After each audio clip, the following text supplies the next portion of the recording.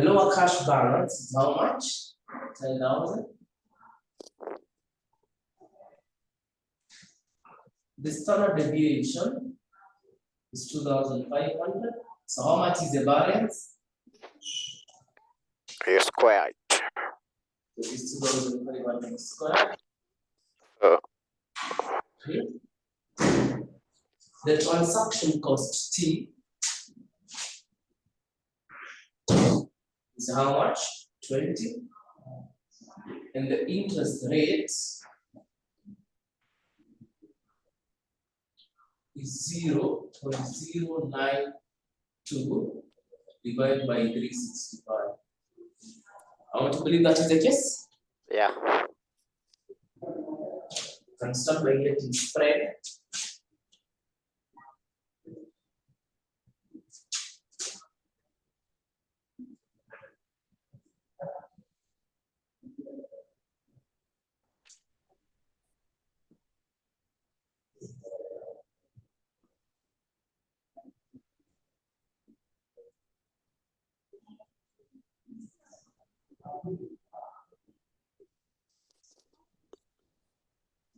I believe that is the formula.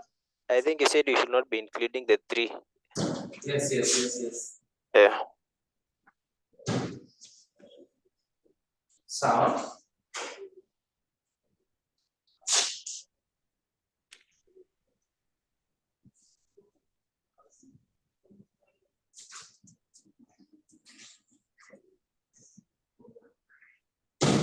The transaction cost is 20.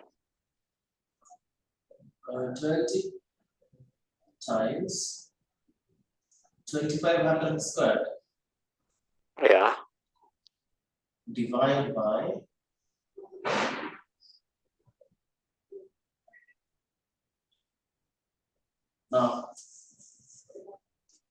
now this one has a 3. Go adjust in your book. This has a 3. Adjust that in your book. I know we said we remove it, but it has a 3. Because if you rewrite this formula, let me show you an alternative formula. Let me show you.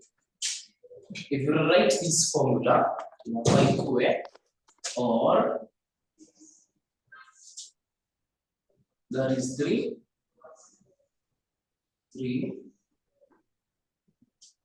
0.75 times T times 0 divided by R. That is an alternative formula to that. So kindly, sorry about that, go back to that question, and everywhere mahali tuko tumetoa 3, kindly put it back so that it is 3/4. Because 3/4 is normally 3 divided by 4, which is 0.7 5. How about go sawa? Oh, the 3 is included. Yeah, so include it so that it is 0.75 when you divide. Okay. So kindly include it. So 3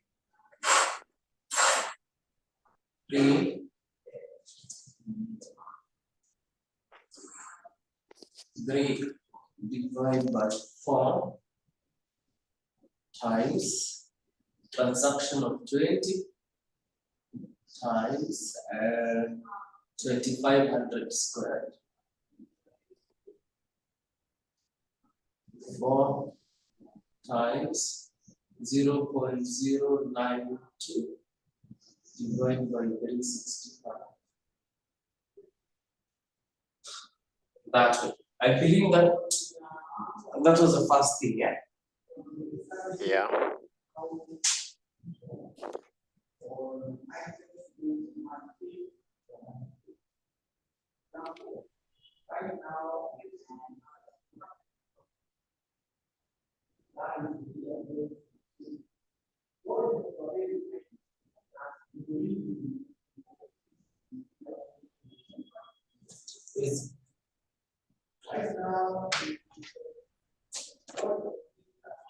Is L plus spread.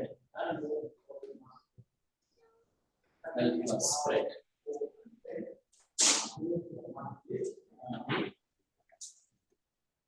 the optimal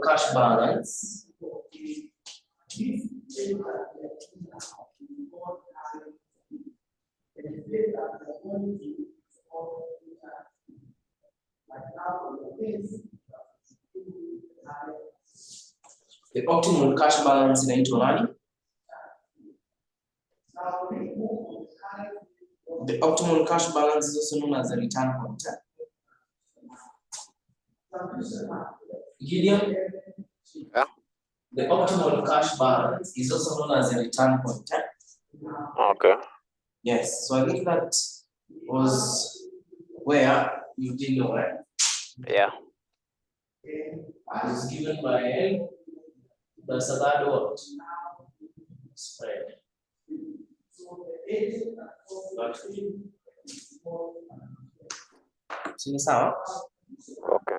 Okay. Then I want to believe you can get the average cash balance. Okay.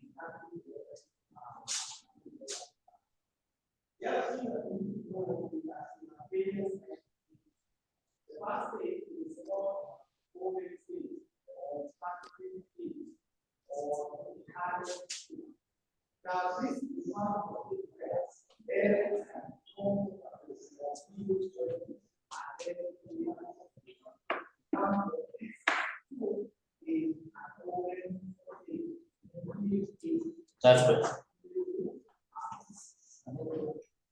Then we have what we call absorbing stage. Now, absorbing stage is where members is joining. That's why to join you can never move out. And more, when you get a baby, whichever house or whichever facility, that house, there is no way. Another example, is money. When you get money, you get there.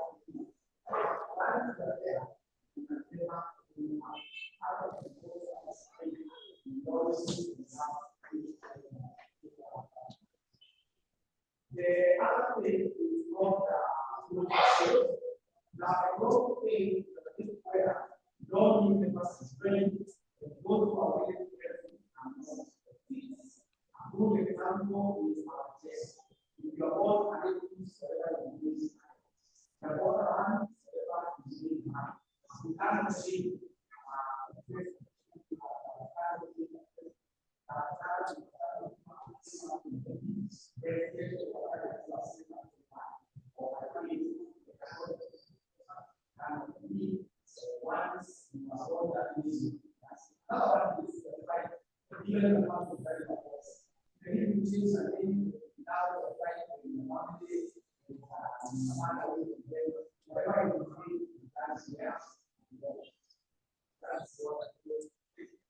now, the other thing is about the assumption activities. Now, in the assumption,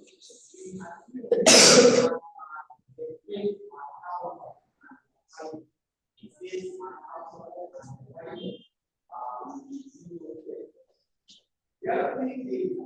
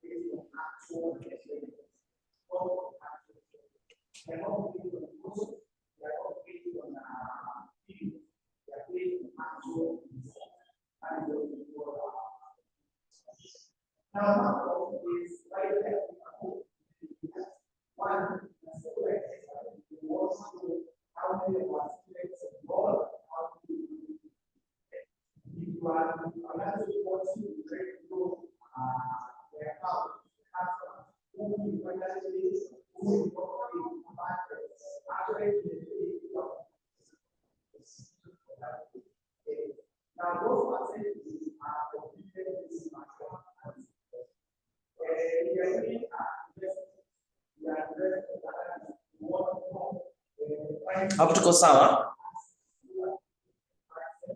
Gideon, Yes. we are okay? You said optimal cash balance is equals to return point. Sorry? The optimal cash balance is also equal to a return point. Yes. Yes, it is. And the spread.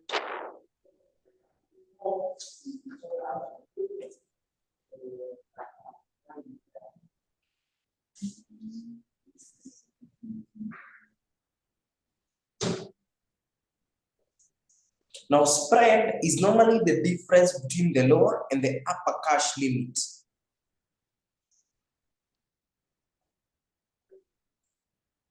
Sinisao? Okay, yeah, I get it. Yeah, now I'm okay.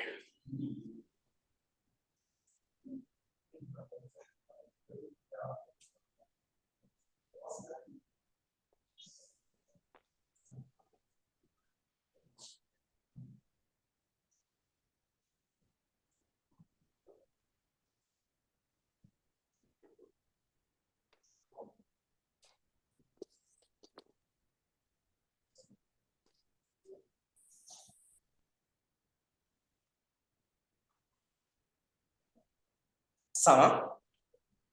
Yeah.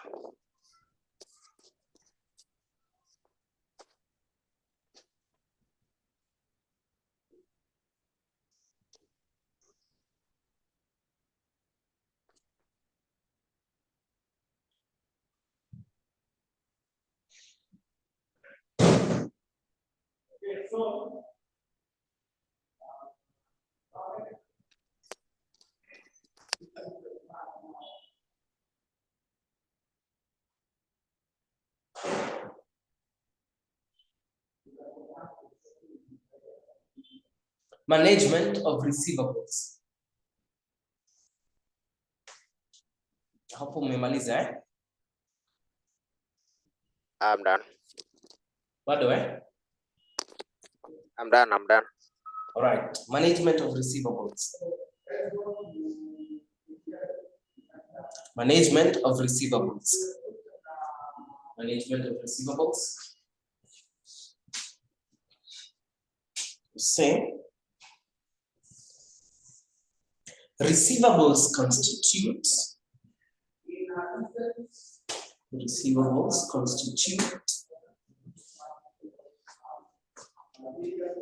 a substantial portion of working capital. Constitute a substantial portion of working capital.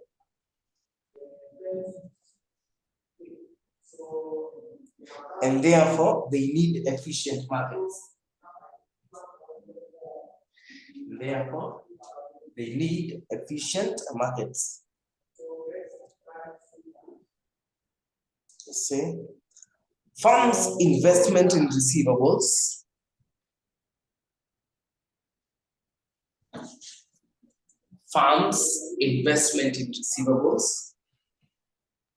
should always be optimal.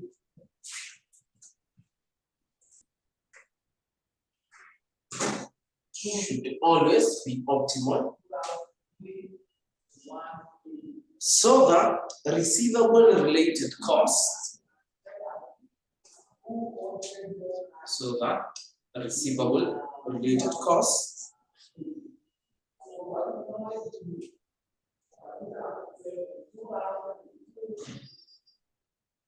such as bad debts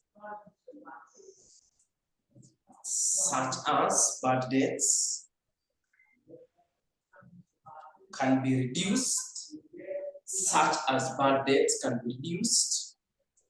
and at the same time, the level of sales increased.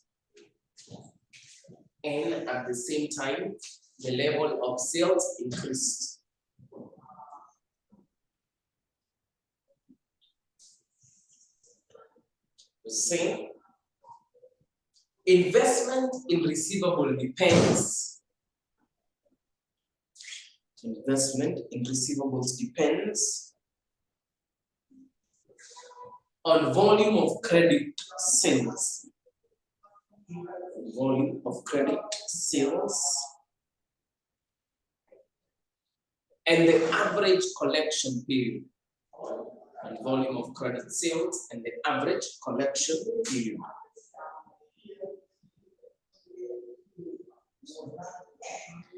The finance manager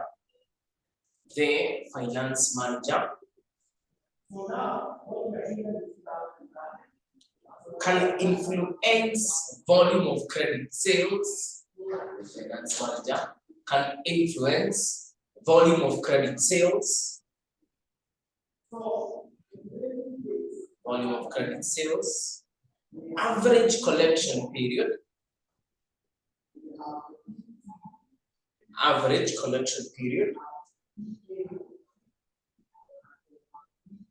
and the firm's investment in receivables,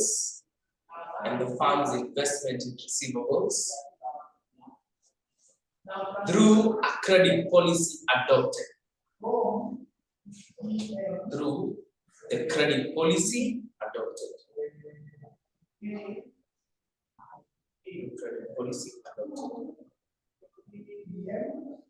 So, credit policy refers to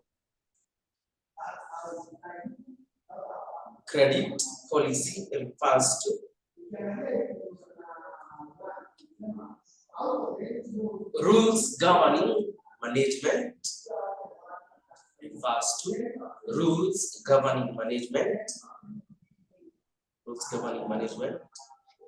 and extension of credit,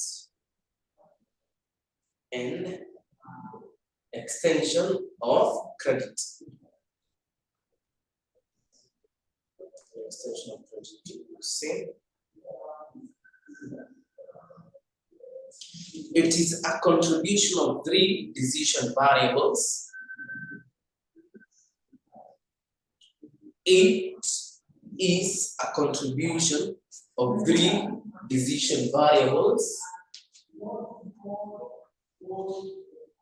namely, number one, collection effort,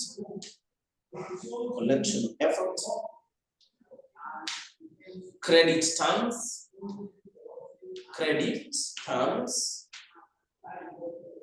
number 3, credit standards,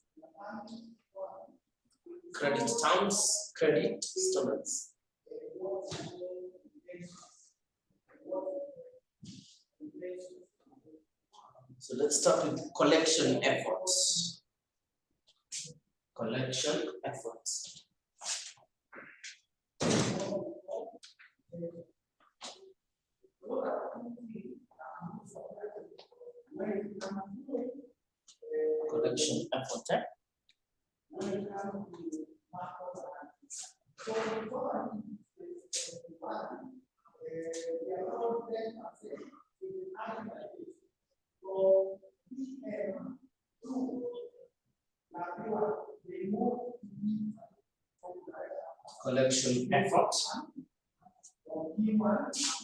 See, this refers to the firm's procedure. It refers to the firm's procedure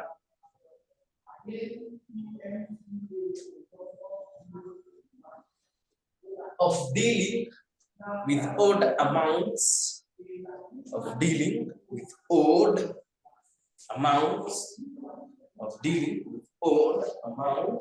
overdue amounts,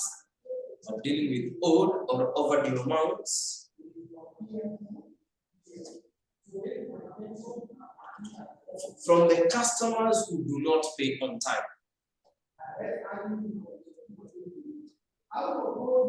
From the customers who do not pay on time.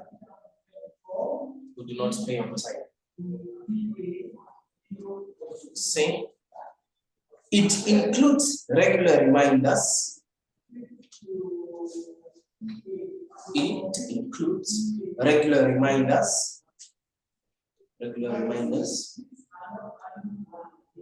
periodic procedures of dealing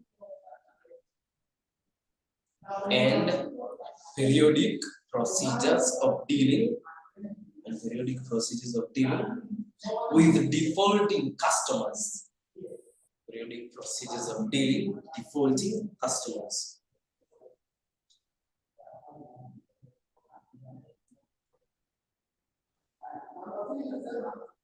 This eventually determines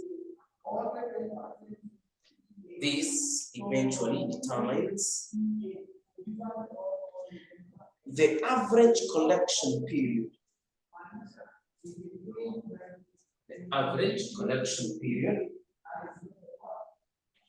Of receivables.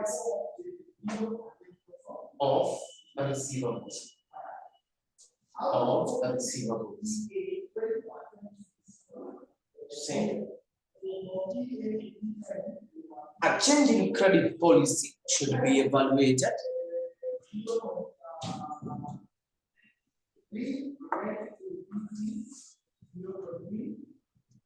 A change in credit policy should be evaluated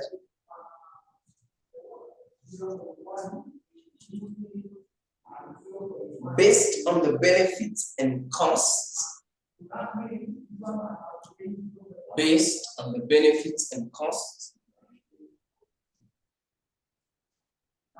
That are expected from the change.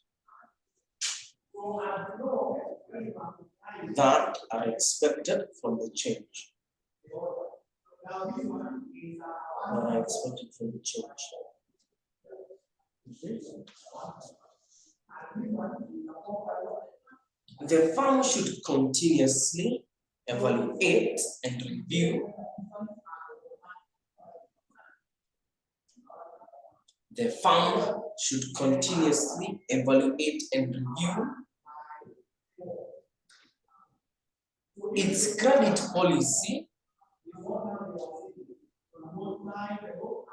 its credit policy, to determine whether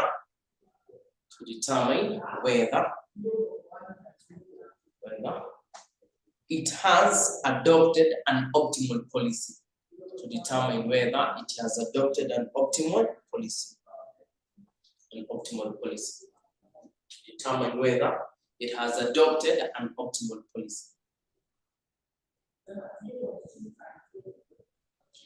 The benefits from a change in policy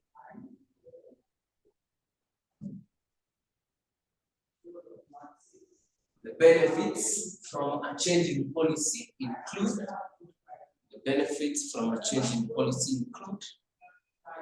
number one, increase in contribution or profit due.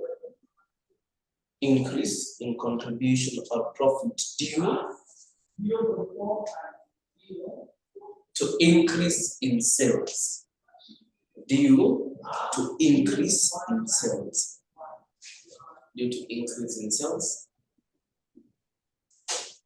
Number two, a reduction in bad debts.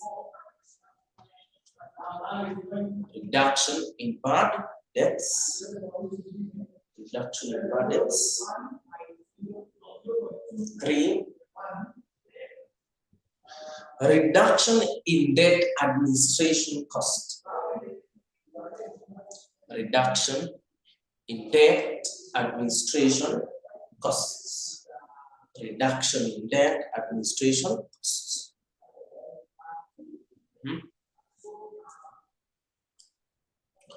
Costs from a change in policy may include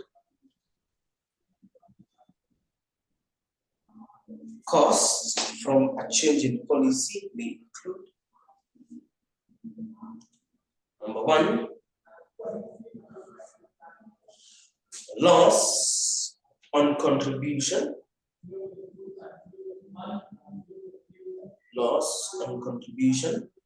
From lost sales.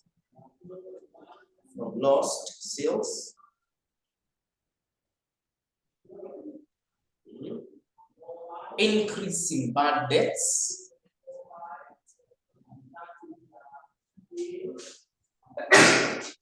increase in bad debts. 3, increase in debtors financing costs, increase in debtors financing costs.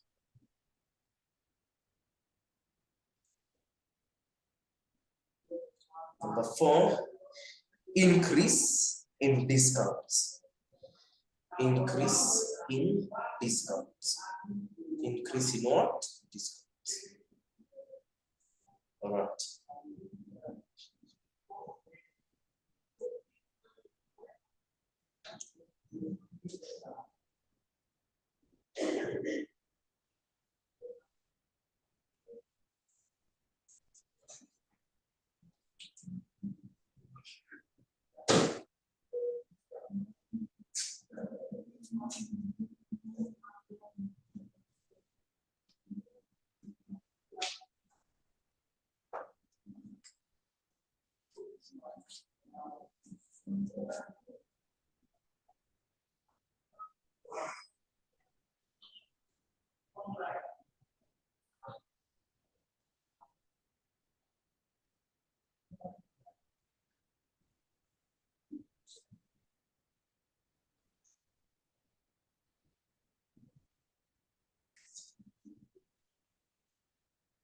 All right, and let's do a question. So kindly go to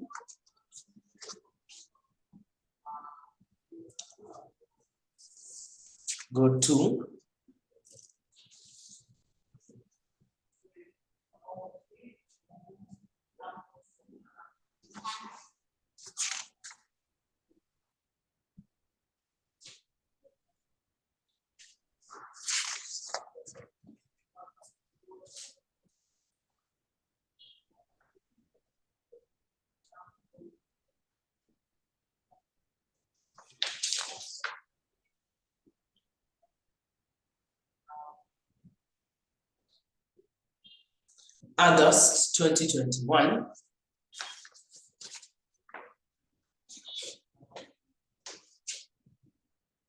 August 2021. Question 5C. August 2021. Question 5C.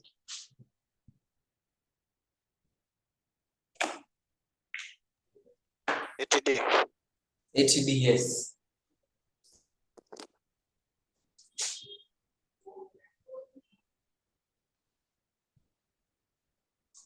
August 2021. Question 5C.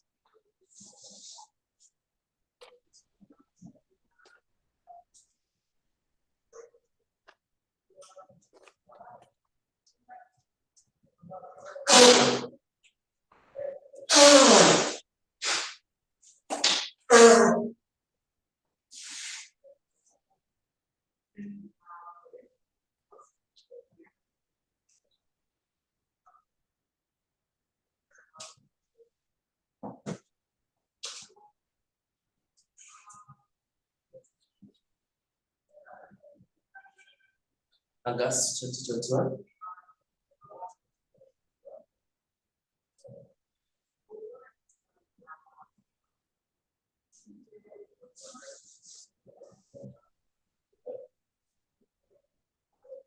All right, all right, read for us. Bafana Limited currently operates in terms of net 72 days. The firm's current average investment in account receivables is 4.8 million. 60% of farm sales are always on credit. Current total sales amount to 38.4 million. Additional information: the company is considering introducing terms of 3 or 15 net 90 days. The firm's total turnover is expected to increase by 30% as a result of relaxing terms of sale.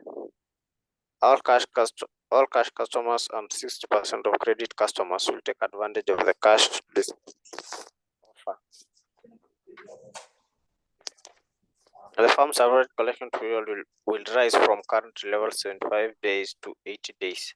Bad debts are expected to remain at 5% of credit sales.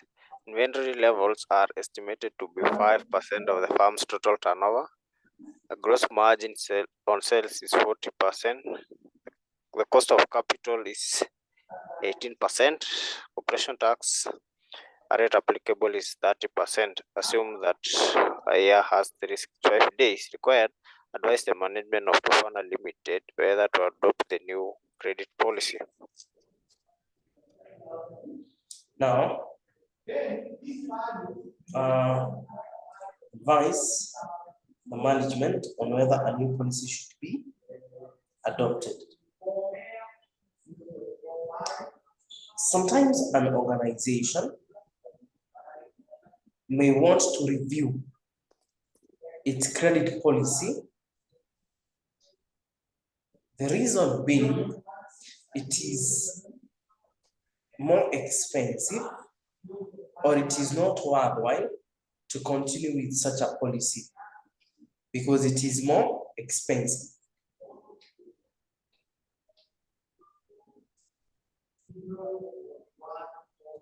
And with that in mind, in this question, the current policy of the organization is to ensure or is to make the employees or the debtors pay their what?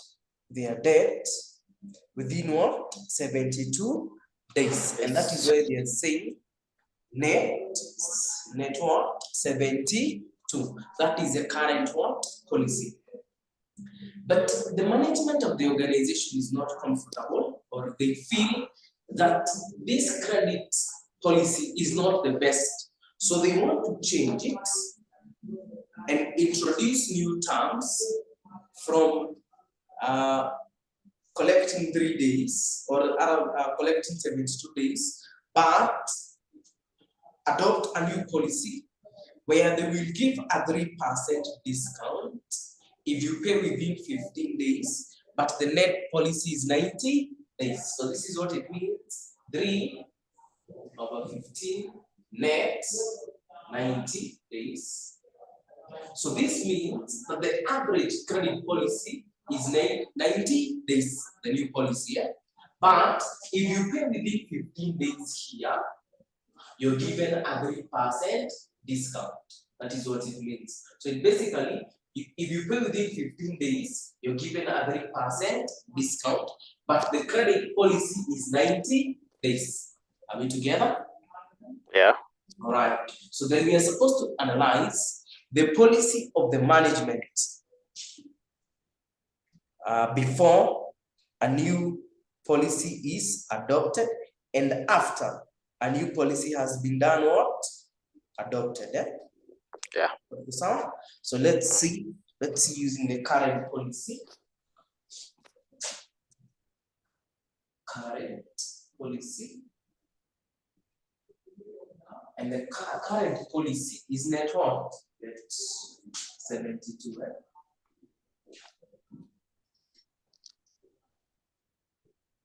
So the debtors are supposed to pay within 72 days. In this case, there is no what? Discount. There is completely no what? Discount. Right. Now the current policy or the current total sales amount to 38.4. The sales are 38,400 million. 400 million. And apart from that, is saying 60% of the sales are in credit. So out of these sales, the credit sales will be 60% of 38,400.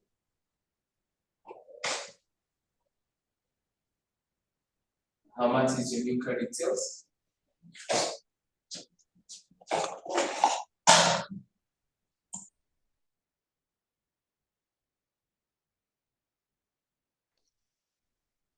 $23 million.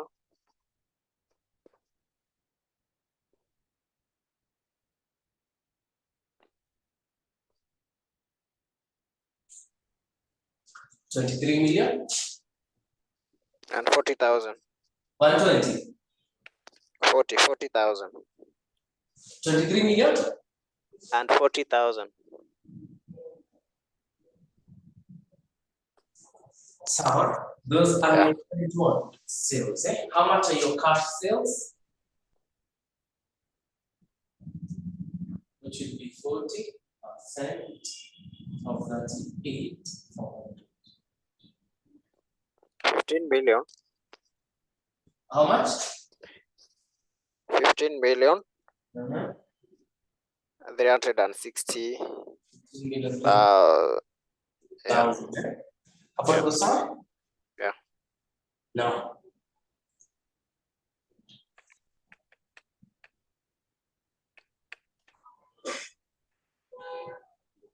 Note number 4.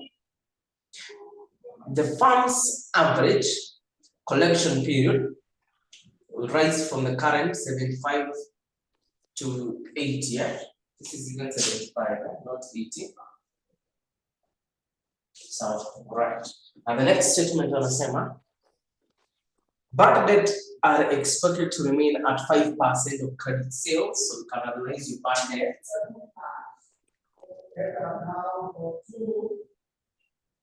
Which will still remain at how much? 5% of your credit sales, which is 23, yeah? Yeah.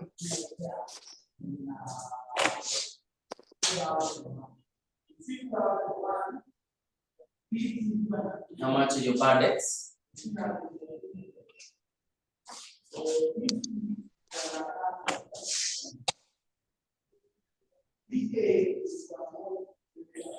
How much?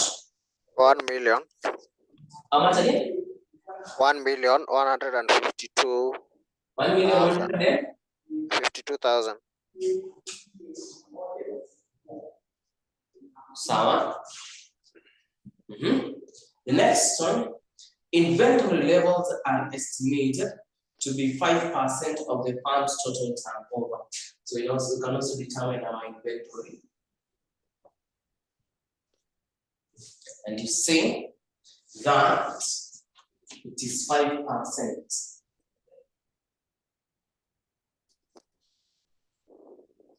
of your turnover, which is 38,400. How much is that?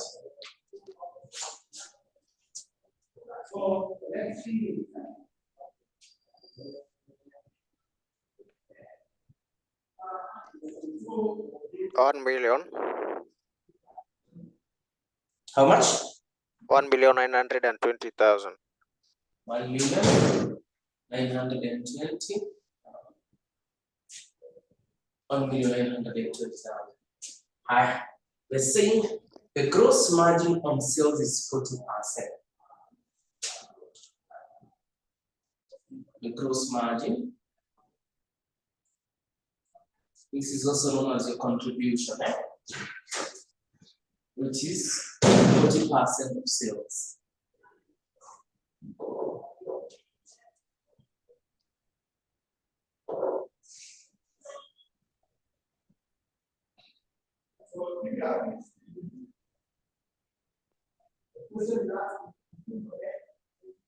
$15,360. 15,360 what? The same, the cost of capital is 18%, the corporate tax rate is 30%. I want to show you what we are to determine using those. But before that, note number 4, the firm's average collection period will rise from the current level of 75 days to 81 days. Are you there? Yeah. Now what that simply means is that it helps you to determine your receivables. Let's determine our receivables. We say receivables. Say your average collection period, debtors collection period,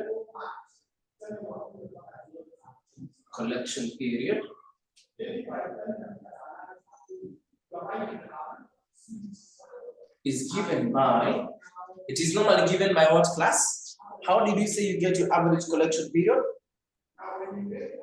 Data's average data of credit sales. Confirm that answer. It is average collect. It is what?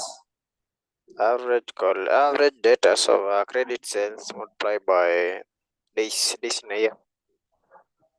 Average data or receivables. Average data or receivables divided by what? Credit what? Sales. And number of what? Number of days. Yeah. Number of days. That is the reason they have given you that information. Yeah. Your average collection period, currently it is 75 days. Yeah, is equals to, you don't have your average debtors.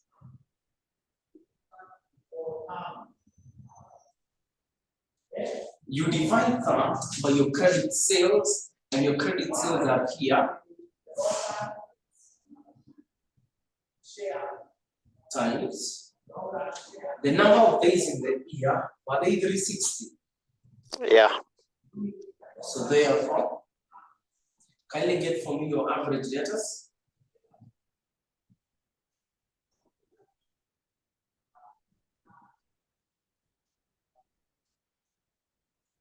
Get for me your average debtors.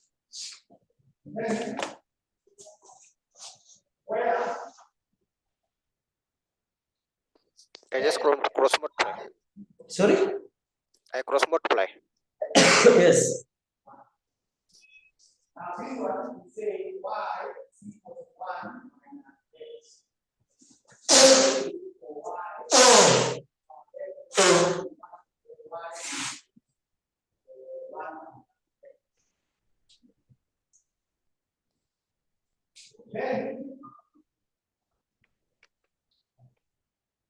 If you have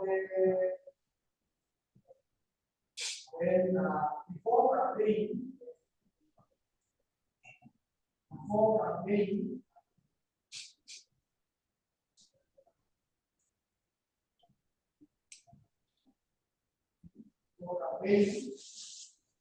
How much?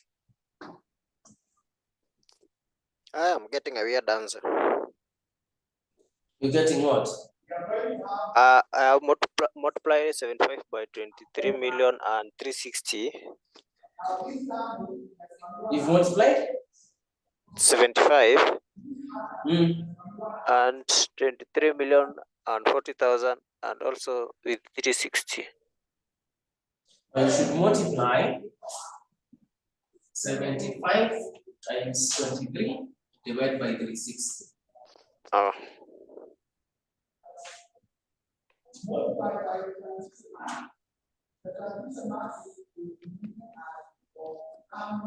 I'm getting 4.8. You getting? 4.8. 4.8 million, yeah? Yeah.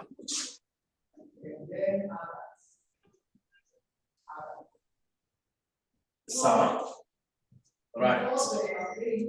Let's determine our finance cost.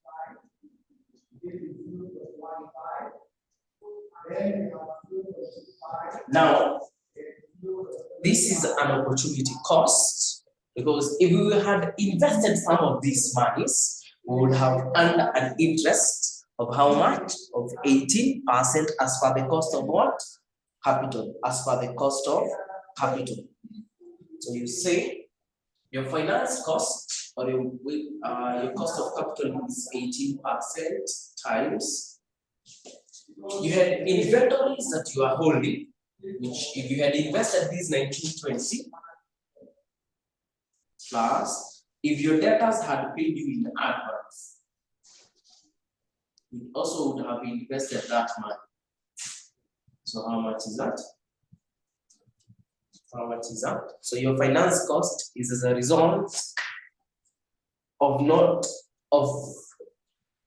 having cash or not investing it, and not investing it. Normally because of your inventories and because of your what? Receivables. Because of your receivables. So how much is what? 1,000,000 1 million? 209,600. 9,600. Yeah? That is the current what? Policy.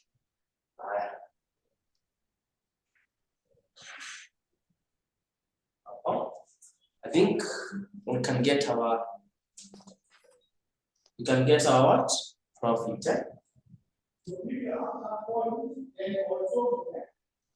Or loss.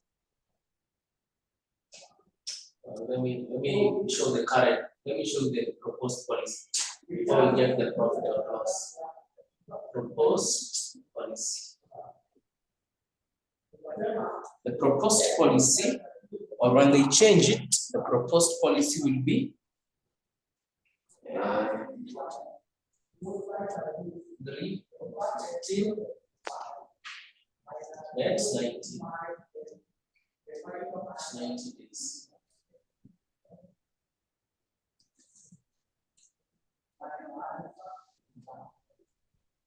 This was 72 days.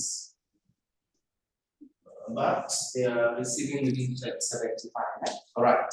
So again, we start by analyzing what you've been given. The same.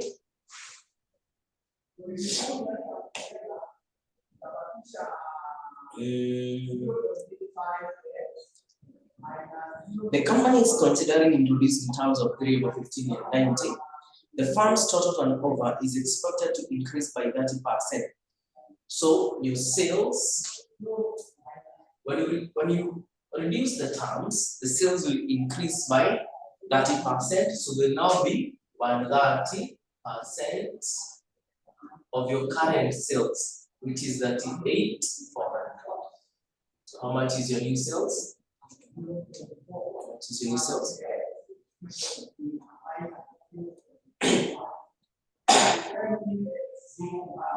How much? 9 million. How much? 49 million. 49 million. 920,000. 920,000. The next one is saying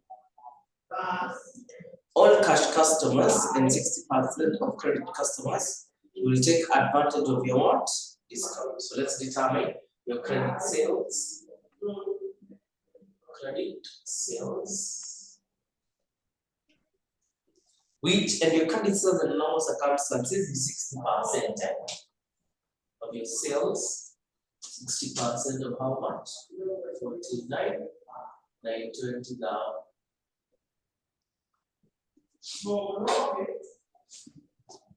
How much? 29 million. 29 million. 952,000. Your cash sales.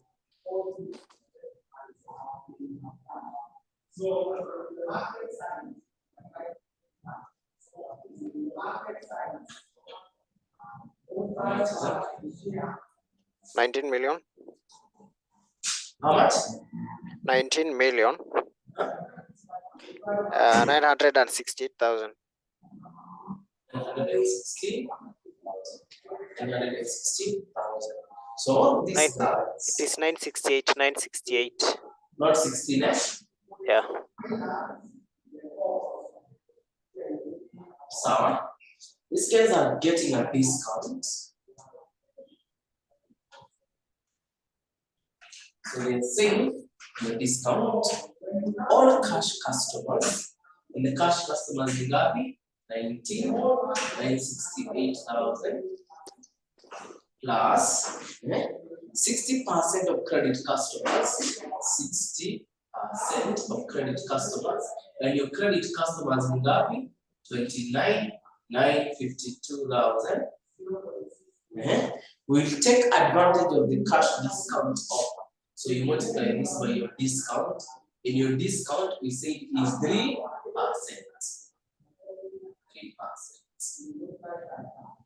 So how much is that?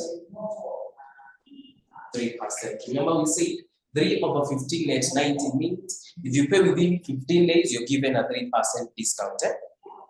How much?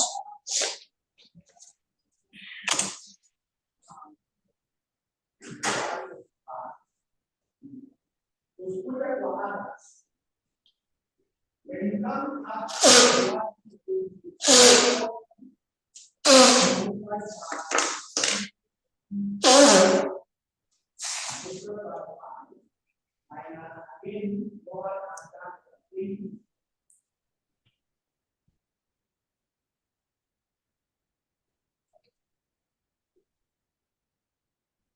How much?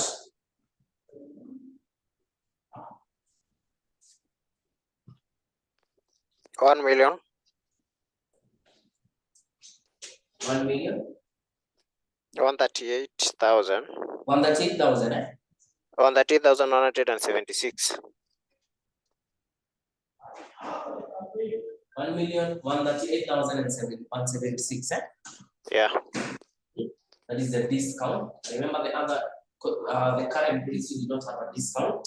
The next statement, the firm's average collection period will rise from current level of 75 to 80 days. That one will help us get our what? Our receivables. Bad debts are expected to remain up. So let's get our bad debts. And they are expected to remain at 5% of credit sales. And your credit sales were 29,952,000.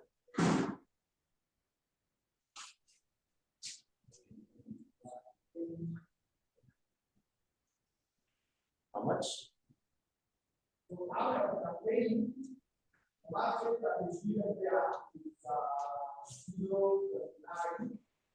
$1 million.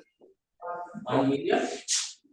Is that 29 million? Yeah, 1 million, 497,000. 1 million? 497,000. Uh-huh. 600.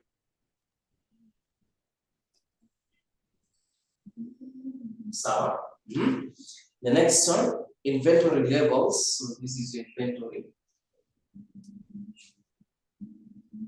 The same inventory levels are expected to be 5% of the firm's total turnover. 5% of your turnover. Turnover is also known as sales. 29,930,000.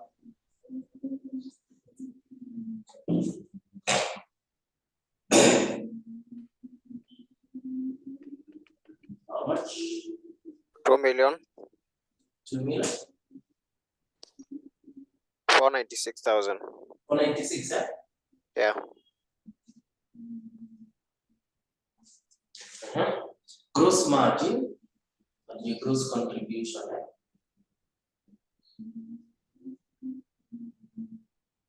Say it is 40% of sales.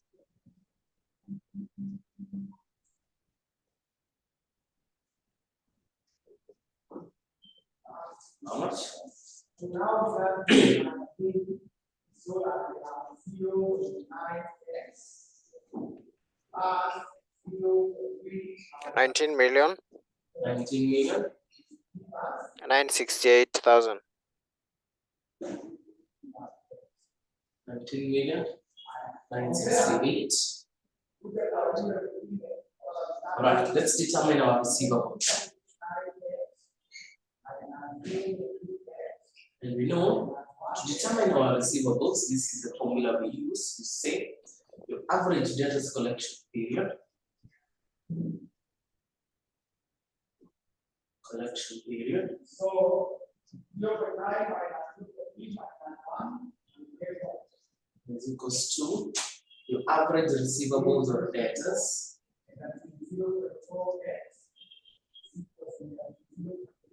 Divide by credit sales.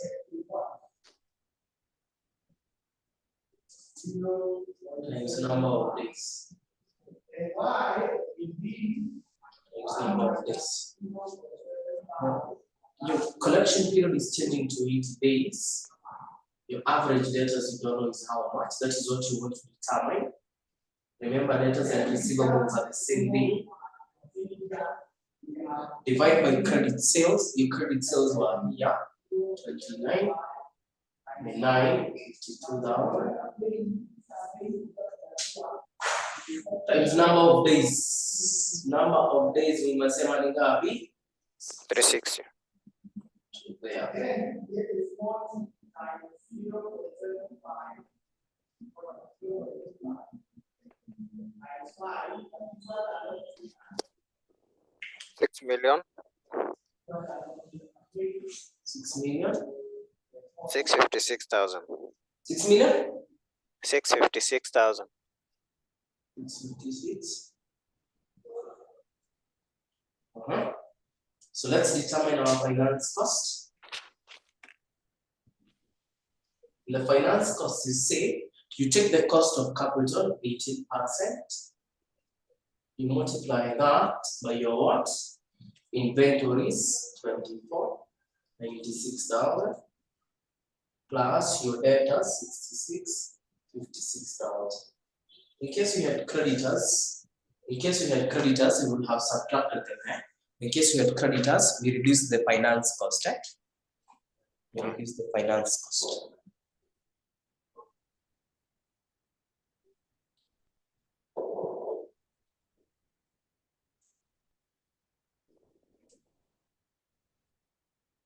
And what is that?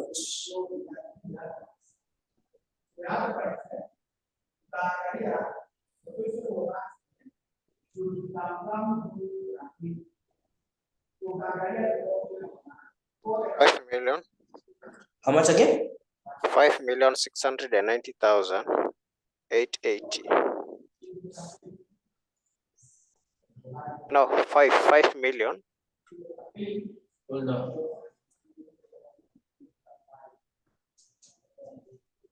5 million. 690,000 880. Now, so this is 5. Can we confirm this answer? Let me confirm. I think I'm wrong. Two answers again.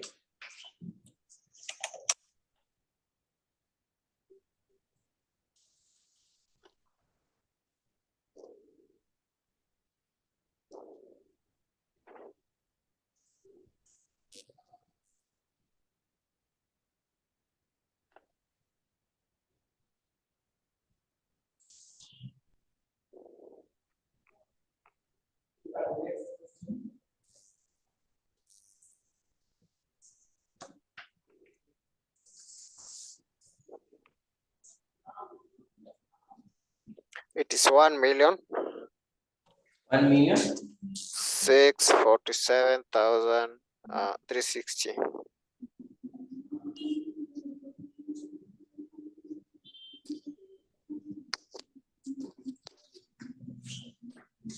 Sawa. Hope tuko sawa. Singa? Yeah. Right. Then we've analyzed every single information. So I think now what we do now is we get a cost benefit analysis. Yeah. Cost benefit analysis, or you prepare your income statement. Sawa? Yeah. All right. So you can prepare your income statement, or you do what we refer to as a cost benefit what? Analysis. So let me show you cost benefit analysis.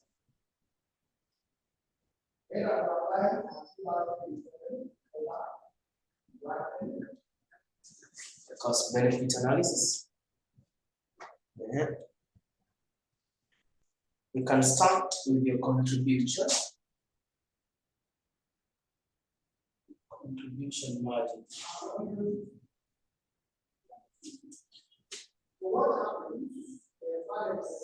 Sorry. The current policy contribution was 15,360. The new policy in ngapi? 19,968. So what is the increase in contribution? What is the increase in contribution?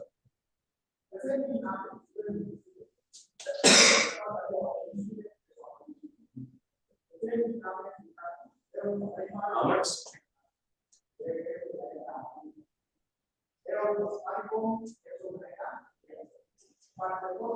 $4,608,000. 4,608,000. So that is your increase in what? Contribution, right? Then let's analyze your increase, the effects of bad debts.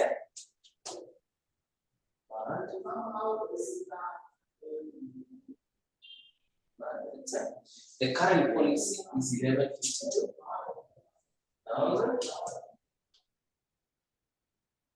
Your new policy of bad debts 1487. So what is the decrease? What is the decrease in bad debts? Remember, this is an expense. Is that 1497? Yes, this bad debt here.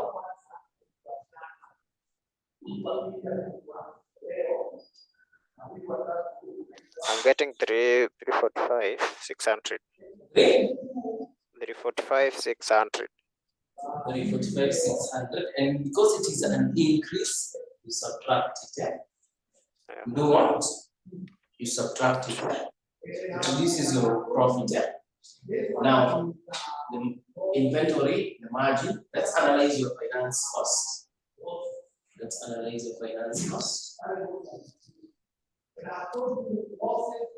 Which was 1209 600 minus your finance cost in Gabi 16 47 and 60. How much is the increase in finance cost? 437, 760. 437? 760.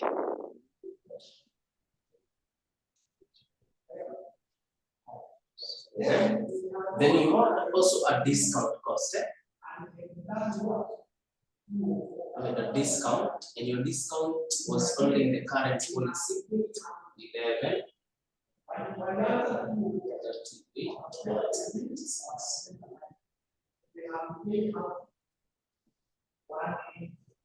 How much is it?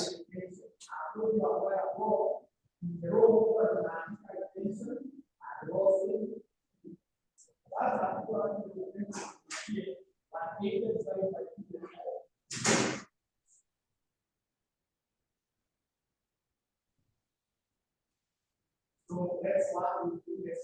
You know,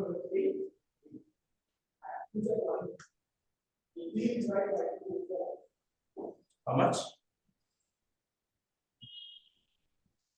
What's the total? I'm doing it. 9 divided by 2. Now, when I'm giving you the minority are 1. I'm getting 3,561,000.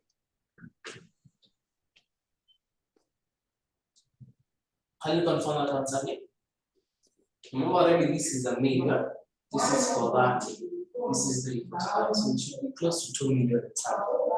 Can you confirm? On the discount, is that 11 million or one in it? Yes, it is 1 million. 138,176. Okay.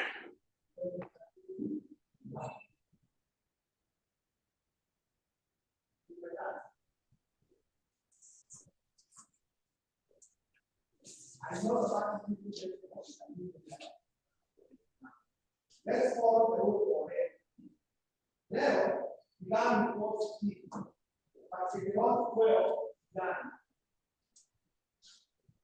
What 12 to land? Then, if you want 7 gets to Romeo Exo, that's all 7 out of 14. Now, let me again, Leo and 3 out. How about that? 16. There's a 12, there's a 7, you have 3 balls. B97. Now, let me B97 divided by 14 to get 4.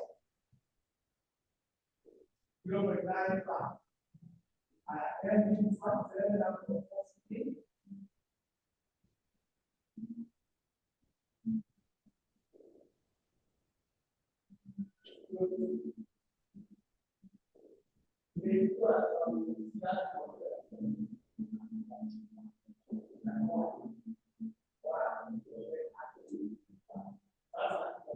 How much?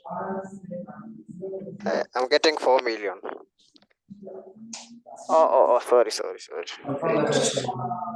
Wait.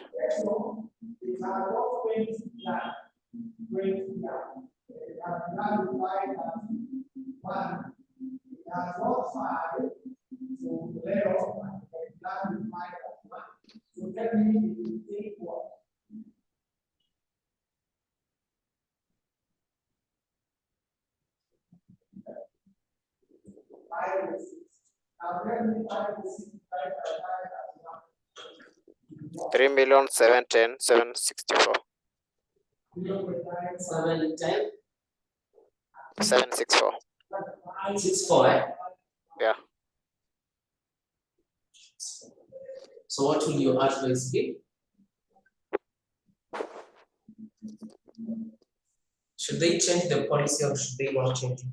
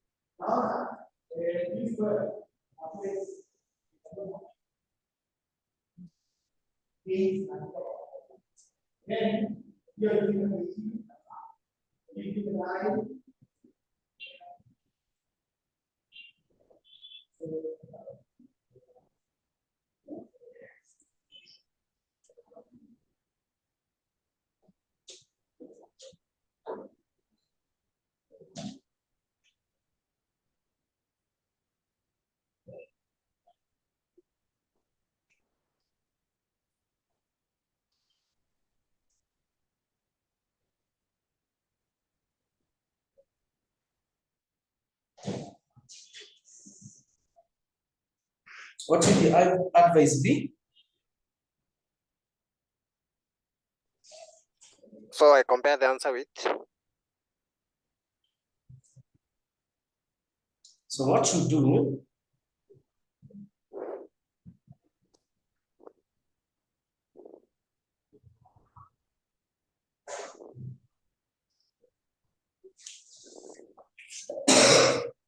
you only accept to change the policy if the contribution here is positive. Eh?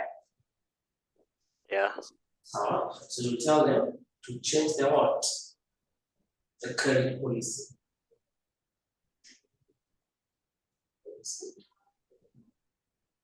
2, 3 over 15 at what? 90 days. So you change it because it is giving you a positive profit, eh? Yeah. Or contribution, eh? Yeah.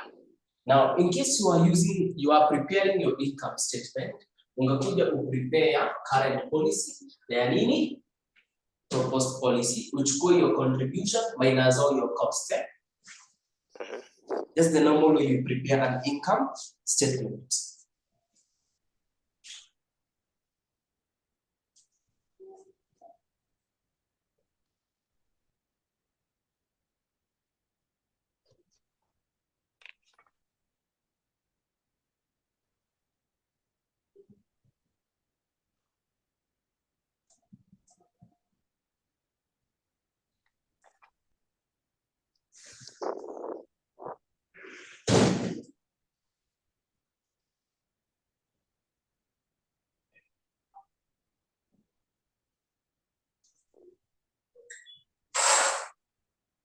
Kosa? Yeah. All right. Any question? No, we take a break of 10 minutes. You want us to go for a break? Yeah. You don't need to see. Yeah. We continue, eh? Okay. I hope you have understood, eh? Yes, I niko na idea. Now, what you do now, remember you never be given the average debtors, eh? Yeah. So you have to use this your average debtors collection period, eh? Yeah. The other thing that they may fail to give you is your average debtors collection period. This 75 days. If they don't give you this 75 days, use the net policy here as your average debtors collection period. Eh? Yeah. So in case hawako wametupia hii 75, ningetumia nini? 72. Current. The Yeah. same case here. Eh? In case they have not given me this 80, ningetumia nini? 90. Yeah. Iko sawa? Yeah. The other thing they don't give you is your finance cost. So your finance cost, you look at your inventory, you look at your what? Debtors, and in case you have what? Creditors, you subtract them here. Eh? Yeah. So it should be net of creditors. Eh? Yeah. Then you multiply by the cost of capital or the required rate of return. Hapo tuko sawa? Yeah. The other thing now is to prepare your cost benefit analysis. If you're not going to use the cost benefit analysis, prepare an income statement. Sawa? Where you take your sales minus all your costs. Eh? Yeah. In most cases, start with if they have given you anything on contribution margin, start with contribution margin minus all your costs. Eh? Yeah. Your cost of discount, your cost of having employing debt consultant, your cost of bad debt, all those costs, subtract them to get profit. Yes. Then you always look at the one with the highest what? Profit. If not that, use this cost benefit what? Analysis method. Yeah. Yes. This one. Yeah. Right. So let's go to tumesema ni swali gani? May 2018. Ama hiyo nikupe ikiwa assignment. I don't think you can be able to finalize on the same. So you will attempt it as an assignment. Okay. Right. So that's that. So that was collection period. That was collection period.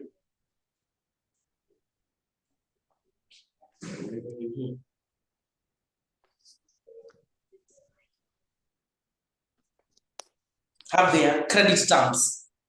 That was collection effort and collection period. Credit terms. Credit terms. Credit terms. Say. Credit terms. These are the terms of settling the credits. These are the terms of settling the credit. They comprise of period allowed to customers. They comprise of period allowed to customers. And any cash discount offered to encourage. And any cash discount offered to encourage prompt settlement. To encourage prompt settlement. Prompt settlement.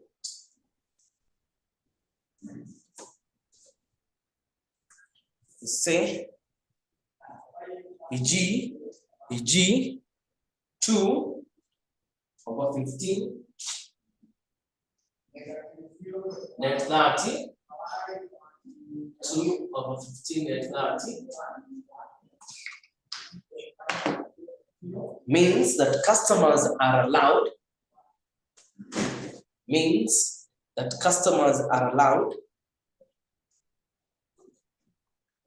a credit period of 30 days. Customers are allowed a credit period of 30 days. But if they pay within 15 days,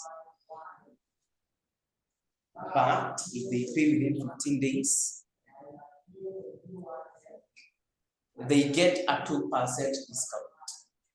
But if they pay within 15 days, they get a 2% discount. They get a 2% discount.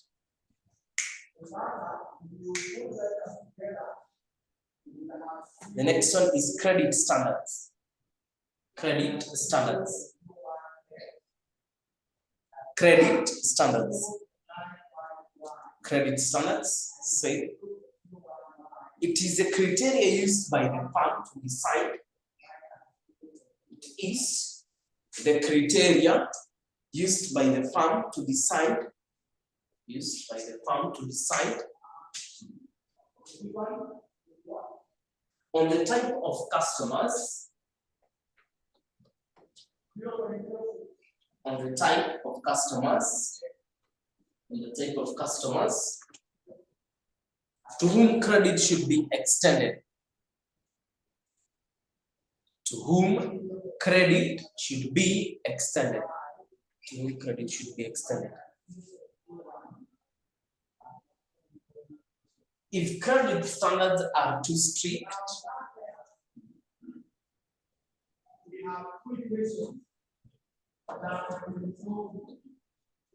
if credit standards are too strict,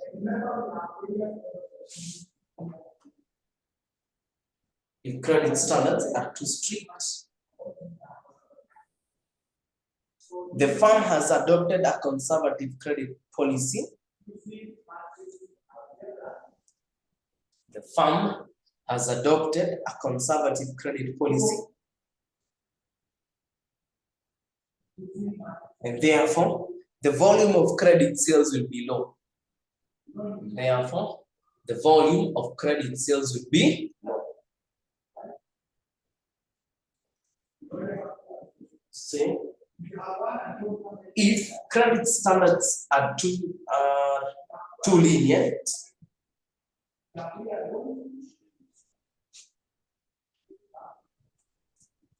if credit standards are too lenient, credit sales will be high. Credit sales will be high, and therefore receivables will also be high. And also receivables will be high.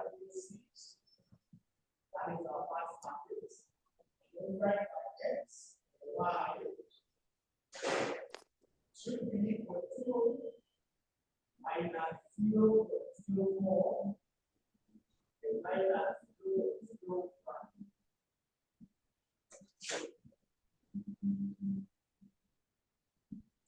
0.01.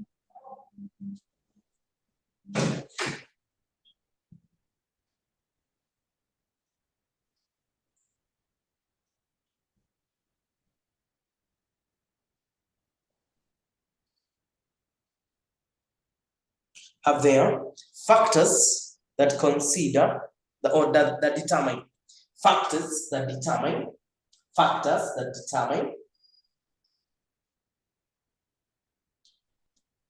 the level of investment in working capital. The level of investment in working capital.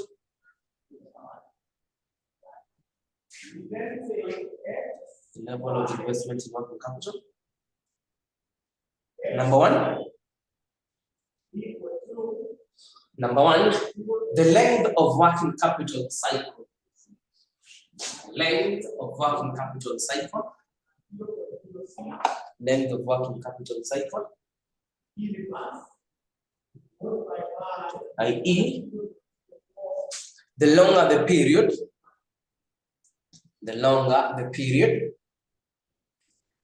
the higher the amount of working capital.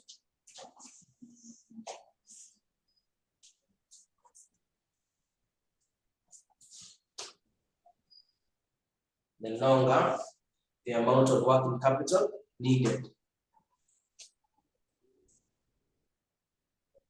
Number two, the policy of management on working capital investment. Policy of management on working capital.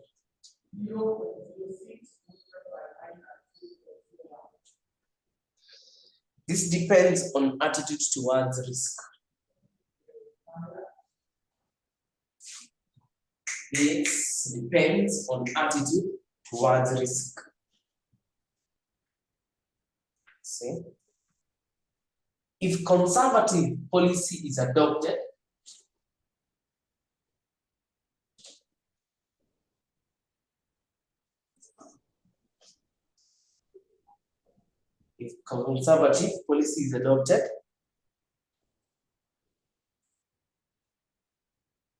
the firm will invest more in working capital.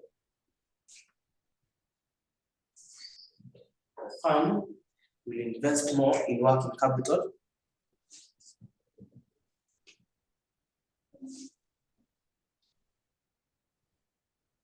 To reduce risk.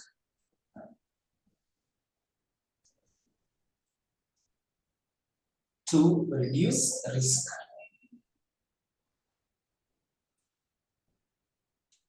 Number next, size of the firm. Size of the firm.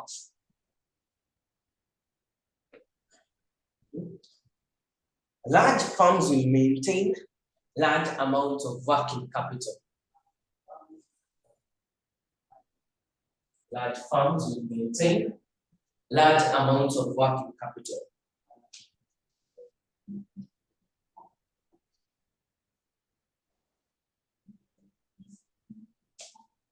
Number next, terms of trade.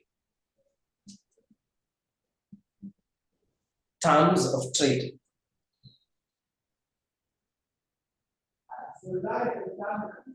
See, this determines the period extended to customers. This determines the period extended to customers. Extended to customers, or period given by suppliers, or period given by suppliers.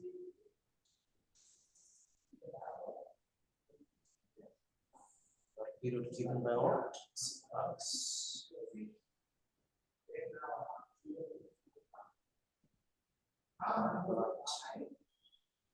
I think you can call it a day, eh? Yeah.